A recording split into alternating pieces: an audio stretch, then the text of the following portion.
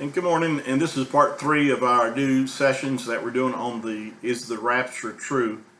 And so we've done 2 videos. If you haven't seen the first 2, please go back and watch those. But on this session, I'm going to read in 1 Corinthians chapter 15. I mentioned in our last video that the Apostle Paul said and stated that the rapture was a mystery. In other words, it was something that we have to seek out to understand. The unrighteous, of course, would not even begin to understand the rapture. So it's basically for those who have been born again and have received the Spirit, for our understanding. You know, the Bible says over in 1 Corinthians that the natural man does not understand the things of our Creator, Yahuwah. But He has revealed them to us by His Spirit. That's why it takes the Spirit, the Ruach, that lives and abides on the inside of you and I, if you're born again, that reveals and unlocks the mysteries of the Scriptures. I remember many years ago when I was a young boy reading the Bible, and I would read through it and I thought, I don't understand this. It was sort of, in my own language, it was that I would say, it was boring.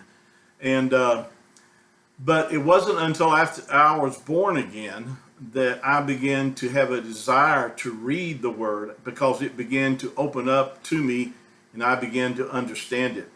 So the rapture is a mystery that Yahuwah has put in the Scriptures for those, as far as us understanding this particular event, is only done by the Spirit, that you can receive the understanding of this. Natural people do not understand the things of, like the rapture, or a lot of things spiritually. They just don't understand because they don't have the Spirit that unlocks the truth to them. So in 1 Corinthians chapter 15, the Apostle Paul in verse 51, and by the way, the verses I'm going to read are 51 down through, actually I'll read down through 54. But in these particular verses, this is again another place where the rapture is revealed.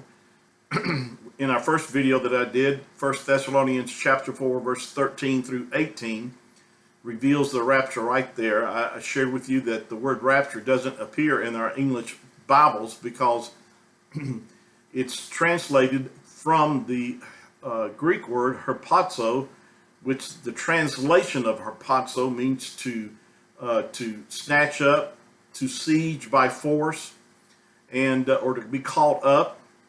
That's why and then of course it was translated from the Greek language to Latin before it became in our English translations. And the English word there for caught up is rapio, which is where we get the word the English word rapture. That's why most people refer to this event as the rapture. But again, you could be accurate by calling it the herpazo or the rapio, or you could be accurate by saying it just means caught up.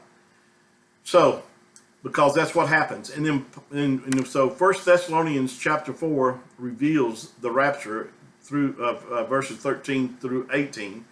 And as I mentioned, the Apostle Paul said, comfort one another with these words. It brings great comfort to understand this, because during the time that we're now living in is such a horrible time on the earth. Never have in my lifetime I ever seen it this bad. And the thing about it is that things are only going to progress to get worse. And you want to, and what brings peace and comfort to those that are believers now is to realize that we are very, very close to the rapture. I heard one minister say that the rapture is not close, it's next. In other words, it's the next major event that's going to happen on this earth, is when the body of the Messiah are taken out of this earth, and then those that are left behind will have to face the 21 judgments that are coming upon the earth. So it will be a time of people being saved, but it's going to be a very hard time for them. If they survive during that time frame, you know, it's going to be very difficult for them. Most of them will have to give up their lives for the witness of the Mashiach, and so forth. So that's why you want to know that you are born again by the set apart Spirit, because all true believers, whether they believe in the rapture or not, or whether they believe that it's at the end of the tribulation, or whatever that their beliefs are, because they are a believer, they will go in the rapture. All born again believers will go in the rapture. And now Paul, as it said, Paul in 1 Corinthians chapter 15 says in verse 51, "Behold, I show you a mystery. We shall not all sleep or die, but we shall all be changed." That's another comfort. If you're living during this time frame right now, I think that we're so close that if you're truly born again, that you can take comfort in the fact that that this event will take place in your lifetime. And but if those that passed on, they're going to be resurrected or raised first, as we've already discussed, and then we which are alive and remain shall be caught up together with them in the clouds to meet Yahushua in the air, and so shall we ever be with him. That's such a great comfort, knowing that we're going to be with our Messiah, our Mashiach, the creator of the universe. We will be with him throughout all eternity. No more crying, no more pain, no more sorrows, no more tears, for the former things are passed away, and behold, all things have become new. So for all the suffering that you may have experienced in this natural lifetime, you can rejoice and find comfort in the fact that once that event takes place, that there will be no more crying, there will be no more tears, there will be no more pains, for the former things are passed away. And the former things shall not come into mind. In other words, all your bad experiences and things and heartaches and pains that you've had, those things won't even enter your mind once this event takes place. What comfort is that, I tell you. So Paul says, we shall not all sleep or die, but we shall all be changed. I mentioned that in our last video that the rapture is a resurrection. It's the resurrection of the righteous. Those that have died before us and those that are alive on the earth, we shall all be changed. Why? Because we have to. This mortal, well, let me finish reading this. It says, we shall all be changed in a moment, in the twinkling of an eye, at the last trumpet. For the trumpet shall sound, and the dead shall be raised incorruptible, and we shall be changed. For this corruptible must put on incorruption, and this mortal must put on immortality. So when this corruptible shall have put on incorruption, and this mortal shall have put on immortality, then shall be brought to pass the saying that is written, death is swallowed up in victory. See, the rapture is victory for us. It's victory for us. So I hope this encourages you. Like I said, this body, it's a necessity that the redemption be complete. Redemption is not yet complete. If you're born again, you are a new creature in Messiah.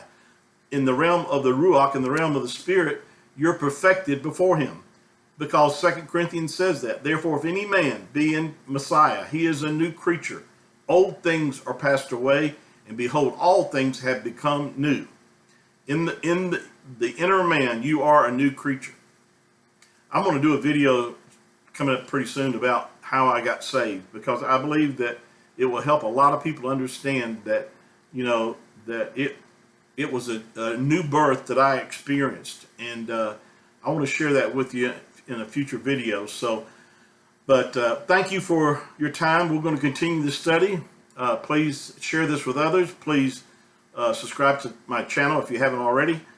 And be encouraged and know that this event is very close. Like I said, it's not soon. It's really the next thing that's going to happen as far as a major event on this earth is the rapture of the believers. Until next time, shalom.